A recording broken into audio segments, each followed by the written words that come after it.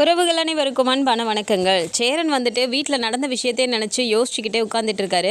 இதை பார்த்த பாண்டி வந்துட்டு தண்ணி எடுத்துகிட்டு வந்து கொடுத்துட்டு, இந்தாண்ணே முதல்ல தண்ணி கொடுனே, அதே நினச்சிட்டு இருக்கியா அப்படின்னு சொல்கிறாங்க. சேரன் வந்து தண்ணியை குடிச்சிட்டு வச்சுட்டு, இல்லைடா அனீஷ் எத்தனையோ வாட்டி என்கிட்ட சொல்லியிருக்கான், இந்த மாதிரி வந்து மிரட்டுவாங்க, நாங்களாம் அவங்களுக்கு பயப்படுவோம், ஏன் அவங்க அப்பா அம்மாவே கூட அவங்க சொல்கிறத கேட்டு இருக்க மாதிரி சூழ்நிலையில் தான் இருக்காங்களாண்டா. அப்போல்லாம் சொல்லும்போது நான் பாட்டுக்கு அப்படியே கேட்டுட்டு இருந்துருவேண்டா. ஆனால் இப்போ அவங்கெல்லாம் வந்ததை நினச்சா அப்பா பயமாக இருக்குடா. நினச்சா சந்தா மட்டும் அங்கே இருந்திருந்ததுன்னா கையோடு கூட்டு போயிருப்பாங்கள்ல, பாவண்டா சந்தா அப்படிங்கிறாங்க. அண்ணே அதெல்லாம் ஒன்றும் ஆகாதுண்ணே, அதான் இப்போ ஒன்றும் நடக்கலைல்ல, நீ ஏன் அதை நினச்சி பயந்துட்டு இருக்க, சந்தா வானதி கூட சேஃபாக தான் இருக்காங்க, நீ அதெல்லாம் பயப்படாதண்ணே அப்படிங்கிறாங்க. இல்லை பாண்டி நினச்சாலே ஒரு மாதிரி இருக்கு அப்படிங்கிறாங்க. நீ அதெல்லாம் எதுவும் நினைக்காதண்ணே அப்படின்னு சொல்லிட்டு இருக்கும்போதே சோழன் கரெக்டாக ஃபோன் பண்ணுறாரு. அப்போ ஃபோன் எடுத்து பார்க்கும்போது அண்ணே சோழன் ஃபோன் பண்ணுறான் அப்படிங்கிறாங்க. சரிடா பேசு அப்படிங்கும்போது ஃபோன் அட்டன் பண்ணி ஹலோ அப்படிங்கிறாங்க. டேய் பாண்டி என்னடா, நான் அங்கேருந்து கிளம்பி வந்தோடனே ஒருத்தர் கூட எனக்கு ஃபோன் பண்ணல, வீட்டை விட்டு கிளம்பின உடனே எல்லாரும் என்ன மறந்துட்டீங்க அப்படி தானே அப்படிங்கிறாங்க. டேய் அப்படிலாம் ஒன்றும் இல்லைடா அப்படிங்கிறாங்க. அதெல்லாம் சரிடா, இப்போ நான் எதுக்கு ஃபோன் பண்ணியிருக்கேன்னு சொல்லு பார்ப்போம் அப்படிங்கிறாங்க. என்னடா சொல்லு, நீயே சொல்லு அப்படிங்கிறாங்க. டேய் என்னடா நான் இவ்வளோ சந்தோஷமாக பேசிகிட்டு இருக்கேன், நீ என்னமோ அப்படியே ஒரு மாதிரி பேசிகிட்டு இருக்க, என்னடா அப்படிங்கிறாங்க. அதெல்லாம் ஒன்றும் இல்லைடா, சொல்லுடா என்னமோ சொல்ல வந்திய சொல்லு அப்படிங்கிறாங்க. டேய் நான் இங்கே எவ்வளோ சந்தோஷமாக இருக்கேன் தெரியுமா, நிலா என் கூட நல்லா பேசுகிறாங்கடா, என் கூட எங்கே போனாலும் வராங்க, அப்படியே சந்தோஷமாக இருக்குடா நிலா கூட இருக்கிறதுக்கே, தனியாக நாங்கள் ஒரே ரூம்லேயே இருக்கோம், அது தெரியுமா உனக்கு அப்படிலாம் சொல்லிட்டு இருக்காரு. அப்போவுமே பாண்டி வந்துட்டு இவன் வேற நேரத்தை புரிஞ்சுக்காம இப்படி பேசுகிறானே அப்படிங்கிற மாதிரி நினச்சிட்டு சரிடா அப்படிங்கிறாங்க. டேய் நான் எவ்வளோ சந்தோஷமான விஷயம் சொல்லிட்டு இருக்கேன், நீ என்னடா சரின்னு சொல்லிட்டு இருக்க, ஆமாம் அண்ணன் எங்க அப்படிங்கிறாங்க. அண்ணனா ஏதோ பக்கத்தில் தான் இருக்குது அப்படிங்கிறாங்க. சரி சரி ஸ்பீக்கரில் போட ஃபோனை அப்படின்னு சொல்லோன்னே சரிண்ணே ஸ்பீக்கரில் போட்டு அண்ணா அப்படிங்கிறாங்க. சரிண்ணே சேரணும் சொல்லுடா சோழா அப்படின்னோண்ணே. அண்ணே இங்கே நான் எவ்வளோ சந்தோஷமாக இருக்கேன் தெரியுமாண்ணே, நாங்கள் 2 பேரும் ஒரே ரூமில் இருக்கோம், நிலா என் கூட நல்லா பேசுகிறானே அப்படிங்கிறாங்க. அப்போ சோழன் அப்படியே இது பண்ணிவிட்டு ஓகே ஓகே அப்படிங்கிறாரு. என்னண்ணே நான் இப்படி சொல்லிட்டு இருக்கேன் சந்தோஷமா, நீ என்னடா நான் இப்படி பேசிகிட்டு இருக்க அப்படின்னு சொல்லி கேட்குறாங்க. டக்குன்னு பாண்டி எடுத்துகிட்டு இங்கே பாருடா டே, இங்கே இருக்கிற பிரச்சனையே வேறு, நீ வேற ஏன்டா அதை புரிஞ்சுக்காம அப்படின்னு சொல்லும்போது டக்குன்னு சேரன் வந்துட்டு டே அதெல்லாம் வந்துட்டு சொல்லாதடா அப்படின்னு சொல்லி ஃபோனை கட் பண்ணிடுறாங்க. சோழனுக்கு ஒரு மாதிரி ஆகுது, ஏதோ பிரச்சனைன்னு சொன்னால் அப்புறம் ஏன் ஃபோனை கட் பண்ணிட்டாங்களே அப்படின்னு சொல்லிட்டு திரும்பவும் கூப்பிடுறாரு. அதுக்குள்ளே சேரன் எழுந்து உள்ளே போகும்போது அண்ணா என்னண்ணே அப்படின்றாங்க. நீ ஏன்டா அவங்ககிட்ட அதெல்லாம் சொல்லிட்டு இருக்க, இப்போதைக்கு அதெல்லாம் சொல்லாதடா, அவங்க இப்போ தான் இங்கேருந்து கிளம்பி போயிருக்காங்க, போயிட்டு அப்புறம் இந்த பிரச்சனை அவங்களுக்கு தெரிஞ்சு அவங்க ஏதாவது நினச்சிட்டு இருக்க போகிறாங்க, போயிருக்கவங்க சந்தோஷமாக இருந்துட்டு வரட்டும்டா, நீ எதுவும் இப்போதைக்கு அங்கே சொல்லாத அப்படின்னு சேரன் சொல்லிட்டு உள்ளே போயிடுறாரு. சரிண்ணே திரும்ப பாண்டி ஃபோன் பண்ணுறாரு. அப்போ சோழனே ஃபோன் அட்டன் பண்ணிட்டு டேய் நான் பேசிகிட்டே இருக்கேன், எதுக்குடா ஃபோனை கட் பண்ணீங்க அப்படிங்கிறாங்க. டேய் அதெல்லாம் ஒன்றும் இல்லைடா, இந்த மாதிரி சந்தாவை பீகார்லேருந்து தேடிட்டு வந்துட்டாங்கடா, நாங்கள் அப்படி இப்படின்னு சொல்லி நாங்களும் இது பண்ணி காப்பாற்றி கூட்டிகிட்டு வந்தோம், ஆனால் நல்ல வேலைடா வானதி தான் வந்து அந்த டைமில் கூட்டிகிட்டு போயிட்டா அப்படிங்கிறாங்க. ஓ அப்படியா இவ்வளோ நடந்திருக்கா, ஏன்டா எனக்கு ஒரு ஃபோன் கூட பண்ணலை அப்படிங்கிறாங்க. உனக்கு ஃபோன் பண்ணால் மட்டும் என்ன நடந்துற போது, அங்கேருந்து நீ வந்துட போறியா, அதெல்லாம் ஒன்றும் இல்லைடா நாங்கள் பார்த்துக்குறோம், நீ போயிருக்கீல்ல நல்லபடியாக சாமியை கும்பிட்டுட்டு அவங்க கூட ஜாலியாக இருந்துட்டு வாடா, நாங்கள் பார்த்துக்குறோம், அதெல்லாம் ஒன்றும் பிரச்சனை இல்லை, சந்தா இப்போ சேஃபாக வானதி வீட்டில் தான் இருக்காங்க, ஒன்றும் பிரச்சனை இல்லை அப்படிங்கிறாங்க.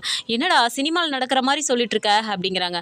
அப்படி தாண்டா நடந்துருச்சு, ஒரு நிமிஷத்தில் அவங்க மட்டும் வீட்டில் இருந்திருந்தாங்கன்னு வச்சுக்கோவேன், அவ்வளோதான், அப்பா என்ன நடந்திருக்குன்னே தெரில, அவங்கள பார்த்தாலே ஒரு மாதிரி இருக்கானுங்கடா டெரரா அப்படிங்கிறாங்க.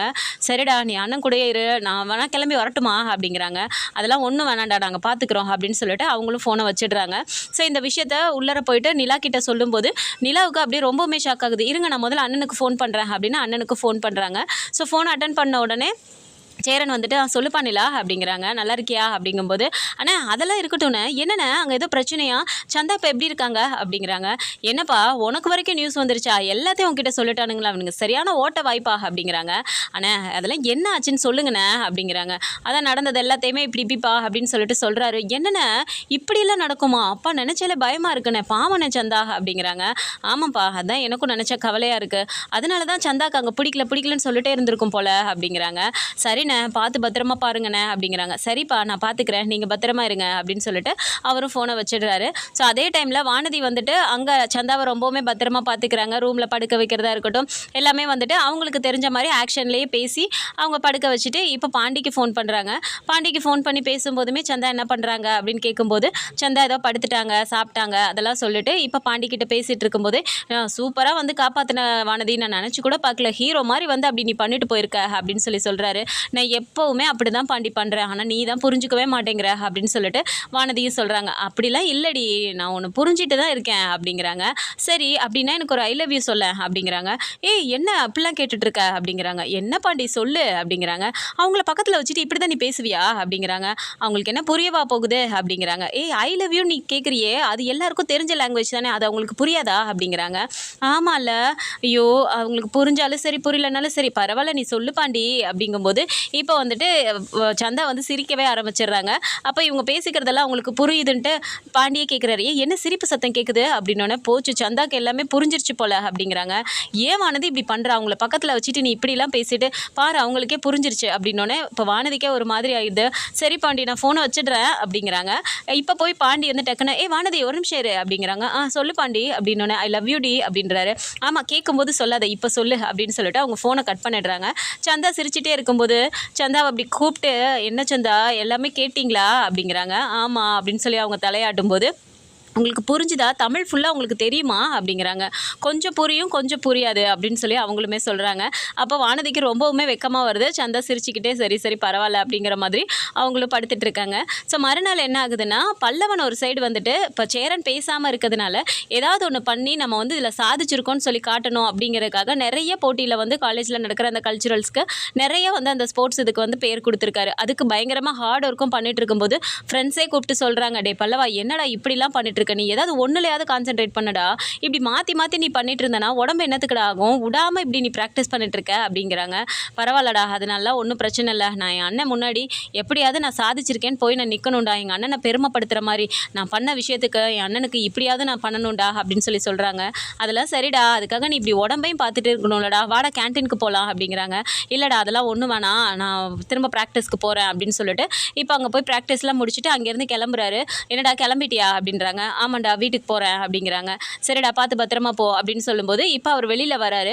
அப்போ பார்த்தா இங்கே சந்தாவோட அந்த மாமா அப்புறம் அந்த கேங் எல்லாருமே வந்துட்டு சேரனோட ஃபோட்டோவை வச்சுட்டு ஒவ்வொருத்தர்கிட்டே கேட்டுக்கிட்டே வராங்க. இவங்க வீடு எங்கே இருக்குன்னு தெரியுமா, இந்த தெரு எங்கே இருக்குது அப்படின்னு சொல்லிட்டு விசாரிச்சுக்கிட்டே வராங்க. அப்போது பல்லவனோட ஃப்ரெண்ட்ஸ்கிட்டே போய் கேட்கும்போது இது பல்லவனோட அண்ணனாச்சே அப்படின்னு சொல்லிட்டு யோசிச்சுக்கிட்டே இது எதுக்காக கேட்குறீங்க அப்படிங்கிறாங்க. உனக்கு தெரியுமா தெரியாதா அப்படின்னு சொல்லிட்டு கேட்கும்போது இப்போ அவங்க வந்துட்டு இல்லை எனக்கு தெரியாது அப்படின்னு சொல்லிடுறாங்க.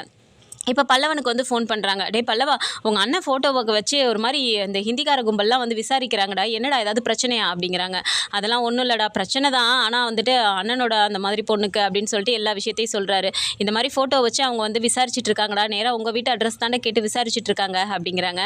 நீங்கள் என்னடா சொன்னீங்க அப்படிங்கும்போது இல்லைடா எனக்கு அதெல்லாம் தெரியாதுன்னு சொல்லிட்டேன், பார்த்தோன்னே எனக்கு புரிஞ்சிருச்சு ஏதோ பிரச்சனைன்னு, அதனால் எனக்கு தெரியாதுன்னு சொல்லிட்டேன்டா, நீ கொஞ்சம் பார்த்து பத்திரமா இருந்துக்கோடா அப்படிங்கிறாங்க. சரிடா நான் பார்த்துக்கிறேன் அப்படின்னு சொல்லிட்டு இப்போ நடந்து போயிட்டே இருக்காரு. இப்போ கொஞ்சம் தூரம் தள்ளி போயிட்டு வேற ஒருத்தவங்க கிட்ட விசாரிச்சு தெரு பக்கத்தில் வந்து விசாரிக்கும் போது பல்லவன் போயிட்டு இருக்கதை பார்த்துட்டு அவங்க என்ன பண்ணிடுறாங்கன்னா டக்குன்னு ஏதோ அங்கே போயிட்டு இருக்காங்கல்ல அவங்க வந்து அவங்களோட தம்பி தான் அப்படின்னு சொல்லி கையை கட்டிடுறாங்க. அப்போ இவங்க பார்த்துட்டு பல்லவனுக்கே தெரியாமல் பல்லவன் பின்னாடியே அவங்க ஃபாலோ பண்ணிட்டு வந்திருக்காங்க. இந்த விஷயம் பல்லவனுக்கு தெரியாமல் நேராக வீட்டுக்கே வந்துடுறாரு. வீட்டுக்கு வந்தால் நடேசன் உட்காந்துட்டு இருக்காரு. பார்க்குறாரு, என்னடா இப்படி வேத்து விறுவிறுத்து போய் வர அப்படிங்கிறாங்க. அதெல்லாம் ஒன்றும் இல்லை ப்ராக்டிஸ் பண்ணிட்டு இருந்தேன் அப்படின்னு சொல்லிட்டு பல்லவன் உள்ளே போயிடுறாரு. உள்ளே போயிட்டு இப்போ சேரன் வந்துட்டு கிச்சனில் நின்றுட்டு இருக்காரு. நேராக போயிட்டு தண்ணி எடுத்து குடிக்கிறாரு. அப்போவுமே இப்படி திரும்பி பார்க்குறாரு, என்ன இவன் இப்படி வந்து நிற்கிறானே அப்படிங்கிற மாதிரி பார்க்குறாரு. ஆனால் எதுவும் கேட்டுக்க மாட்டேங்கிறாரு. அப்போ தண்ணியை குடிச்சிட்டு திரும்ப வந்து உட்காரும்போது பாண்டி கேட்குறாரு, என்னடா இப்படி நனைஞ்சு போய் வந்திருக்க அப்படிங்கும்போது ஒன்றும் இல்லைண்ணே காலேஜில் கொஞ்சம் ப்ராக்டிஸ் இருந்துச்சு அதனால தானே அப்படிங்கிறாங்க. அதுக்காக இப்படியாடா வேத்து விறுவிறுத்து போய் வருவ அப்படின்னு சொல்லிட்டு இந்த தொடச்சிக்கோ அப்படின்னு சொல்லி துண்டு எடுத்து கொடுக்குறாங்க. சரிண்ணே அப்படின்னு சொல்லி தொடச்சிட்டு இருக்கும்போதே பார்த்தா வெளியில் வந்து மொத்தமாக ஒரு ஆட்டோலேருந்து எல்லாருமே வந்து இறங்குறாங்க. 2 ஆட்டோ வந்து நிற்குதுங்கும் போது நடேசன் அப்படியே பார்க்குறாரு, என்னத்துக்கு இவனுங்கெல்லாம் வந்திருக்கானுங்க, இவனுங்களாம் யார் பார்த்தால ரவுடிங்க மாதிரி இருக்கானுங்க, அது இந்திக்கார கும்பலாக இருக்கே அப்படின்ட்டு பார்த்துட்டு எந்திரிச்சு நிற்கிறாரு. நேராக வந்துட்டு ஃபோட்டோ காட்டி இந்த வீடு தானே அப்படிங்கிறாங்க. அவர் பார்த்துட்டு ஆமாம் எங்கள் வீடு தான், இது என் பையன் தான், என்ன விஷயமா தேடி வந்திருக்க அப்படின்னு சொல்லி கேட்குறாரு. அப்போ அவங்க ஹிந்திலே பேசும்போது இவருக்கு தெரிஞ்ச ஹிந்திலையும் அவர் பேசிகிட்டு இருக்காரு. அப்போ இந்த சவுண்டு கேட்டு உள்ளே இருந்து பல்லவன் எட்டி பார்க்குறாரு. பார்த்துட்டு அண்ணா இவங்க தானே வந்து இப்போ என் காலேஜ்கிட்டே வந்து விசாரிச்சுட்டு இருந்தாங்கன்னு என் ஃப்ரெண்டுங்கெல்லாம் ஃபோன் பண்ணானுங்கண்ணே, கரெக்டாக வீட்டுக்கே வந்துட்டானுங்க அப்படிங்கிறாங்க. அப்போ டக்குன்னு பாண்டி உள்ளே போயிட்டு அண்ணே நம்ம வீட்டுக்கே தேடிட்டு வந்துட்டாங்கண்ணே அப்படிங்கிறாங்க. அதான் அனீஷா அண்ணே அப்போவே சொன்னான்ல எப்படியா இருந்தாலும் நம்ம வீட்டுக்கு தேடிட்டு வருவாங்கண்ணே, நல்ல வேலை சந்தாவை நம்ம இங்கே கூட்டிகிட்டு வரல அப்படின்னு சொல்லி சொல்கிறாரு. சரிண்ணே வெளியில் தான் நின்றுட்டு இருக்கானுங்க, வா போய் என்ன பார்ப்போம் அப்படின்னு சொல்லிட்டு இப்போ 2 பேரும் நேராக வெளியில் வராங்க. பார்த்த உடனே இவங்க எல்லாருக்குமே ஒரு மாதிரி ஆகுது. இவனுங்க தானே அங்கே வீடு கேட்டு வந்தானுங்க, இப்போ இங்கே நிற்கிறானுங்களே அப்படின்னு சொல்லி பார்த்துட்டு திரும்பவும் கேட்குறாங்க அதே மாதிரியே. அப்போ இவங்களுக்கு அந்த ஹிந்தியில் கேட்குறனால புரியாமல் ஒரு மாதிரி பார்க்குறாங்க. இதில் கூடவே வந்துட்டு தமிழ் தெரிஞ்ச ஒரு ஆளை வச்சிருக்கிறதுனால அப்போது அவங்க சொல்கிறாங்க, நீங்கள் தானே அந்த வீடு கேட்டு வந்தீங்க, அங்கே வீடு பார்த்துட்ருக்கேன்னு சொல்லிட்டு இப்போ இங்கே இருக்கீங்க அப்படின்னா அப்போ நீங்கள் பொய் சொல்லியிருக்கீங்க, உங்களுக்கு தெரியும் அவங்க எங்கே இருக்காங்கன்னு சொல்லுங்கள் அப்படின்னு சொல்லி கேட்குறாங்க. ஸோ மாறி மாறி இல்லை அப்படி இப்படி சொல்லும்போது அவங்க கோவமாக பேசும்போது இப்போ நடேசனுக்கே ஒரு இடத்துல கோவம் வந்துடுது. அவர் டக்குன்னு வந்து கத்தவே ஆரம்பிச்சிடறாரு. டே என்னடா இப்போ என்ன உங்களுக்கு பிரச்சனை, இப்போ சந்தா பொண்ணை தேடி நீங்கள் இங்கே வந்திருக்கீங்க, அதான் இங்கே வீட்டில் இல்லைன்னு சொல்லிட்டோம்ல, அப்புறம் என்னடா உங்களுக்கு பிரச்சனை அப்படிங்கும்போது அதெல்லாம் இல்லை, வீட்டுக்குள்ளே தான் இருக்காங்க, நாங்கள் போய் பார்க்கணும் அப்படின்றாங்க. உங்களுக்கு என்னடா இப்போ நாங்கள் சொல்கிறத நம்பலை, வீட்டுக்குள்ளே போய் பார்க்கணுமா, போங்கடா போய் பாருங்கடா அப்படிங்கிறாங்க. வீடு ஃபுல்லாக போய் தேடிட்டு வெளியில் வந்ததுக்கப்புறம் அங்கே யாருமே இல்லை அப்படின்னு சொல்லிட்டு வெளியில் வந்து சொல்லும்போது அப்போ இவனுங்க எங்கேயோ மறைச்சி வச்சிருக்கானுங்கிற மாதிரி எங்கே மறைச்சி வச்சிருக்கீங்க அப்படின்னு சொல்லி பிரச்சனை பண்ணுறாங்க.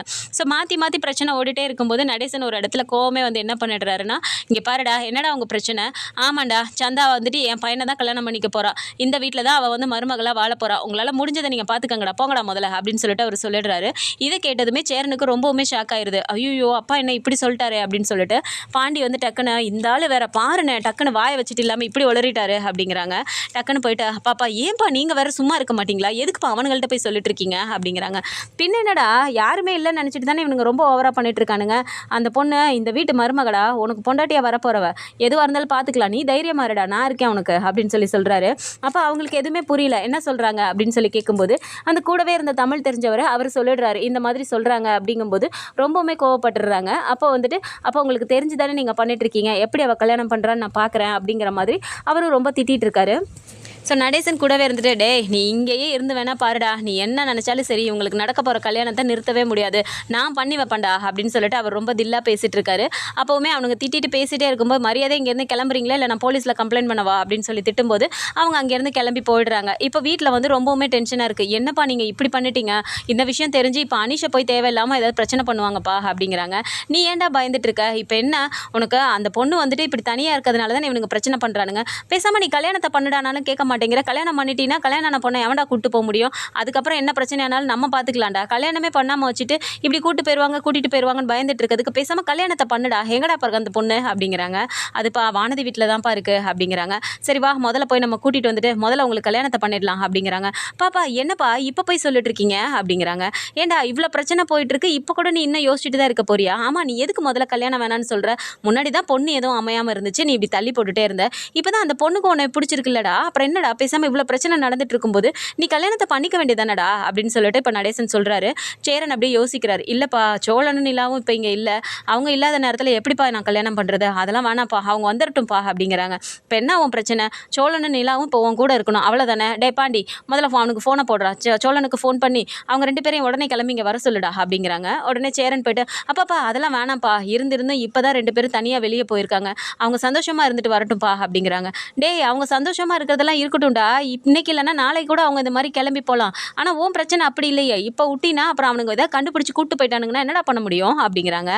அதெல்லாம் பார்த்துக்கலாம்ப்பா, அதெல்லாம் வேண்டாம்ப்பா, இப்போதைக்கு கல்யாணம்லாம் வேணாம்ப்பா அப்படிங்கிறாங்க. இங்கே பாருடா சேரா, நான் சொல்கிறத சொல்லிட்டேன், நீ கல்யாணம் வேணாம்னு சொல்லிட்டு இருக்கிறதுக்கு என்ன காரணம்னு தான் எனக்கு புரியல அப்படிங்கிறாங்க. அப்படியே சேரன் அமைதியாக நின்றுட்டு இருக்கும்போது என்னடா சொல்லுடா உங்ககிட்ட தானே கேட்குறேன் அப்படிங்கிறாங்க. அது ஒன்றும் இல்லைப்பா, உங்களுக்கே தெரியாதது இல்லை, அன்றைக்கி நிலா என்ன சொல்லுச்சு, இந்த மாதிரி வீட்டுக்கு வந்துட்டு சந்தாவோ வானதியோ வந்துட்டாங்கன்னா நான் பாட்டுக்கு இந்த வீட்டுக்கு ஒரு கும்பிடு போட்டு போயிடுவேன்னு சொல்லுச்சுல்லப்பா, அப்படி இருக்கும்போது எப்படிப்பா நான் இப்படி கல்யாணம் பண்ண முடியும் அப்படிங்கிறாங்க. ஏண்டா இதை நினச்சி தான் நீ பயந்துட்டு இருக்கியா, அப்படிலாம் நிலா போவாதுடா அப்படிங்கிறாங்க. அப்படி இல்லைப்பா, நீங்கள் நிலாவை பற்றி இன்னும் சரியாக புரிஞ்சிக்கல, எந்த பொண்ணுமே இந்த வீட்டில் தங்க மாட்டேங்குதுங்கிறனால தான் அது இருக்கேங்கிற மாதிரி சொல்லுது, பார்த்தா அதுக்கு இந்த சோளம் வேறு அது இதுன்னு சொல்லி மாற்றி ஏதாவது ஒரு பிரச்சனையை பண்ணிட்டு தான் இருக்கான், அவங்க 2 பேரும் சேர்ந்து வாழணும்ப்பா, நிலா மாதிரி ஒரு பொண்ணு இந்த வீட்டுக்கு நமக்கு கிடைச்சதெல்லாம் பெரிய வரம்ப்பா, அப்படி ஒரு இது கிடைச்சதை வந்துட்டு நம்ம தவற விடலாமா, அவங்க 2 பேரும் சேர்ந்து வாழ்ந்ததுக்கப்புறம் தான் நான் கல்யாணம் பண்ணணும்னு சொல்லிட்டு நான் ஒரு முடிவோடு இருக்கேன்ப்பா அப்படிங்கிறாங்க. என்னடா சேராணி இப்படி பேசிகிட்டு இருக்க, அவனுங்க எப்படா சேர்ந்து வாழ்றது, நீ எப்படா கல்யாணம் பண்ணுறது, இந்த ஜென்மத்தில் உனக்கு கல்யாணம் ஆகிற மாதிரி எனக்கு தெரியலடா, நீயே என்னமோ பண்ணிக்க போ அப்படின்னு சொல்லிட்டு அவர் பாட்டுக்கு சொல்லிட்டு போய் உட்காந்துடுறாரு. அப்போ பல்லவனும் பாண்டியும் பார்க்குறாங்க, ஏன்னா இதனால தான் நீ இவ்வளோ நாளாக கல்யாணம் வேணாம்னு சொல்லிட்டு இருந்தியா அப்படிங்கிறாங்க. ஆமாண்டா, அன்னைக்கு நிலா அப்படி சொன்ன உடனே எனக்கு ஒரு மாதிரி ஆயிடுச்சுடா, எப்படிடா நான் டக்குன்னு கல்யாணம் பண்ணி கூட்டிகிட்டு வர முடியும், அந்த மாதிரி ஏதாவது பண்ணிடுச்சுன்னா என்னடா பண்ண முடியும், பாவண்டா சோழன், அவன் சொன்னால் புரிஞ்சுக்குவான், அவன் ஒரு இதில் ஆகணும், ஒரு லைஃப்பில் செட்டில் ஆகணும் அப்படின்னா நிலா கூட இருக்கணும்டா, நிலா திடீர்னு அந்த மாதிரி போயிடுச்சுன்னா என்னடா பண்ண முடியும் நம்ம அப்படிங்கிறாங்க. உடனே பல்லவன் வல்லவன் சொல்கிறாரு, ஆமாண்ணே எனக்கும் நிலா அண்ணி அன்றைக்கே கிளம்பி போயிடுவாங்களோன்னு நான்லாம் ரொம்ப பயந்துட்டேன் தெரியுமா அப்படிங்கிறாங்க. அப்போ பாண்டி சொல்கிறாரு, இங்கே பாருண்ணே அவங்க இப்போ 2 பேரும் சேர்ந்து போயிருக்காங்கல்ல, அவங்களுக்குள்ளார ஏதாவது பேசி புரிஞ்சிட்டு வரட்டும்ண்ணே. எல்லாமே நல்லதாக தான் நடக்கும், நீ எதுவும் தப்பாக நினைக்காதண்ணே, நல்லபடியாக எல்லாமே நடக்கும் அப்படிங்கிறாங்க. அப்படி ஒன்று நடந்துடாதான்னு தாண்டா நானும் ஆசைப்பட்றேன், எல்லாமே நல்லதாக நடக்கட்டும்னு தான் நானும் வேண்டிக்கிறேன். ஆனால் இப்போதைக்கு கல்யாணம்லாம் டக்குன்னு என்னால் யோசிக்க முடியலடா அப்படிங்கிறாங்க. சரிண்ணே பார்த்துக்கலாம் விடு அப்படின்னு சொல்லி பேசிகிட்டு இருக்காங்க. ஸோ இந்த மாதிரியான கதைக்களம் வந்தால் நல்லா இருக்கும்னு நினச்சிங்கன்னா மறக்காமல் நம்மளோட சேனலை சப்ஸ்கிரைப் பண்ணிக்கோங்க. அண்ட் வீடியோ பிடிச்சிருக்கு அப்படின்னா சின்னதாக லைக்கை மட்டும் கொடுத்துருங்க. தேங்க்ஸ் ஃபார் வாட்சிங்.